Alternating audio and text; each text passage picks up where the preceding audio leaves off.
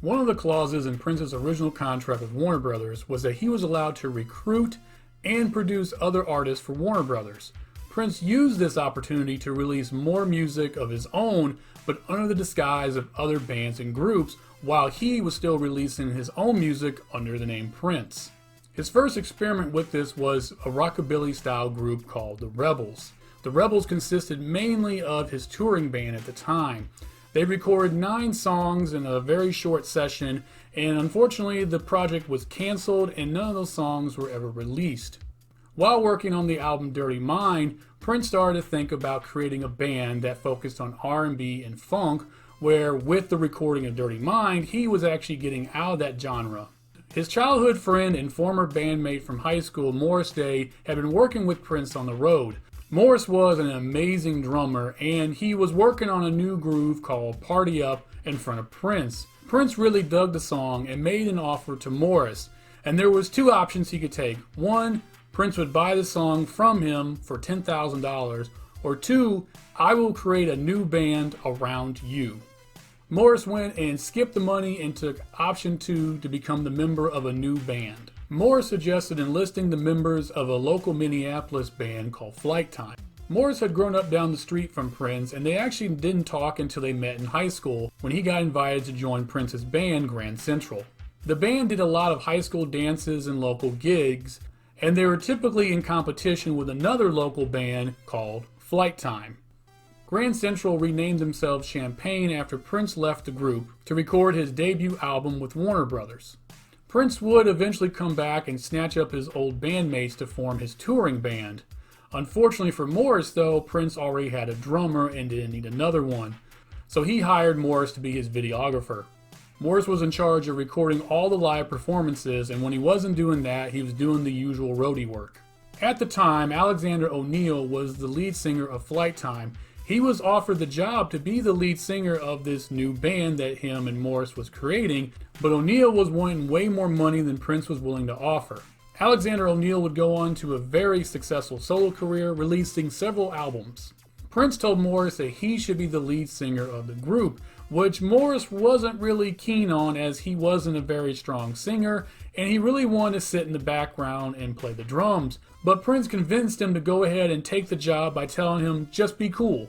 To show Morris how the album would be recorded, Prince went and grabbed one of his own songs he had already finished. He went ahead and put it on play and had Morris go in the booth with the lyrics and karaoke style sing over the lead vocals. Once that was completed, Prince went ahead and went to the boards and removed his lead vocal track, leaving only Morris's and Prince's background vocals.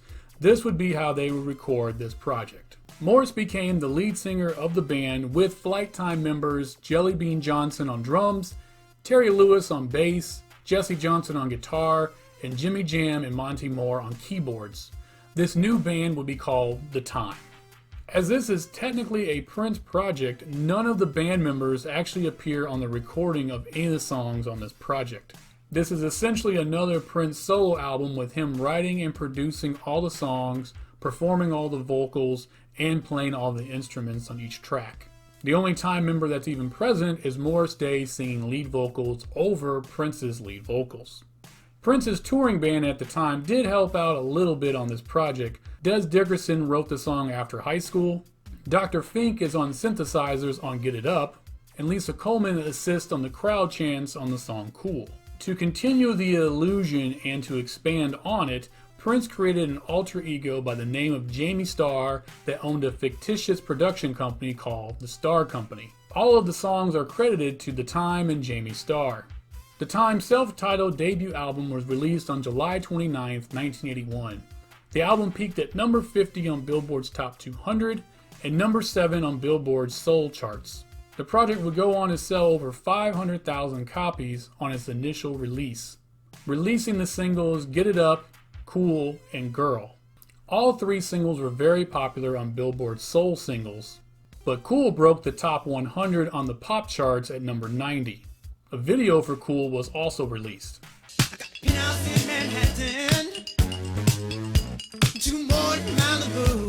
Get It Up is the first track on this project, and like all the other songs on this project, this was recorded at Prince's Kiowa Trail Studios. This song was originally recorded back in February of 1981 for the rock funk band Brick, but they unfortunately passed on the song. Prince would re-record the song later that April with Morris Day. This opening song is super long at being over 9 minutes long, and I always found the message a little confusing because Morris is telling someone to get it up. And I'm wondering, who would he be telling to get it up? You wouldn't tell a girl to get it up, so are you singing this song to your penis? I mean, when TLC, a girl group, covered this song, it just made a whole lot more sense, that request coming from a woman. Get it up, get ready for a real good time. On the next song, Girl, we get our first ballad, which shows off that Morris can, in fact, really sing. After High School is a hilarious song of Morris singing about the woes of what to do with your life after high school, which seems slightly out of place being that he was 24 years old at the time.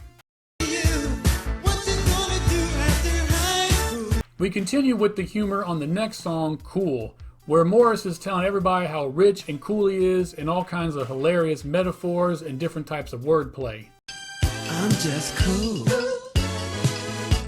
This is one of Prince's favorite songs, and he would perform it live several times in his career. 87 Cadillac Seville. I got a baby blue Bentley too. This is also one of the fan favorites when it comes to the catalog of the time. It was even covered by their biggest super fan, Snoop Dogg. 87 Cadillac Seville. I got a Maserati too. Oh Baby was originally a song Prince recorded for his own album, 1979's Prince. It was re-recorded in April of 1981 with Morris Day and added to this album. It serves as the second ballad on this project. The last song is The Stick, and similar to the first song, we get a lot of penis references. Apparently, when it comes to lovemaking, his lady just tires out too quickly, so he has to go and finish on his own. This is the first song where we get to hear Morris use his famous line, "What time is it?" What time is it? A remastered, extended version of this album was released by Rhino Records, a sub-label of Warner Brothers, in 2021 without any input from Morris Day or the rest of the members of the time. Morris even commented directly to them on Twitter asking them to delay the project so that him and the rest of the group could get involved and maybe at the least add some funny stories to the liner notes. Apparently this meeting never happened because the only thing extra that was released on the album was the single edits. No unreleased tracks, no special collector's booklet, and contrary to what they say, it's not remastered. Just because you make the tracks louder doesn't mean that you have remastered the tracks. Remastering is when you clean up the original recording. This project was also only released on vinyl, which apparently was a bad idea, as most people have complained that the quality of the vinyl itself is terrible and there's a lot of manufacturing flaws with the product. But I mean, come on, Prince Estate, can you jump in and take care of this? You need to get involved with all the Jamie Starr projects. Make sure they all get professionally remastered, and please include all the unreleased songs with each project. And matter of fact, include Prince's original recordings of each of these songs with the project as well. Thanks for joining me on this episode. Please like and share this video as much as possible, and as always, please subscribe to the channel. And if you'd like to support the channel directly, I do have a Patreon account, and I will have a link for that down below. Until I see you on the next episode, I wish you heaven.